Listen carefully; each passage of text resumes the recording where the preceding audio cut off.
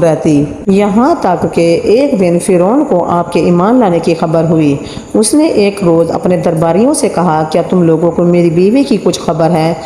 تم لوگ اس کے متعلق کیا جانتے ہو؟ سب نے حضرت بی بی آسیہ کی بڑی تعریف کی اور ان کی بھلائیاں بیان کی۔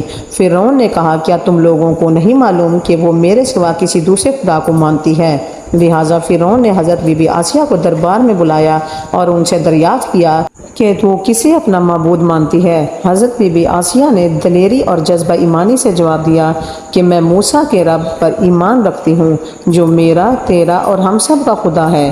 فرعون اس بات کے جواب پر غضبناک ہو گیا اور بہت جلد پورے شہر میں اس بات کی شہرت ہو گئی کہ فرعون کی بیوی اور ملکہ نے فرعونی طور طریقے کو ٹھکراتے ہوئے دین موسیٰ کو قبول کر لیا ہے۔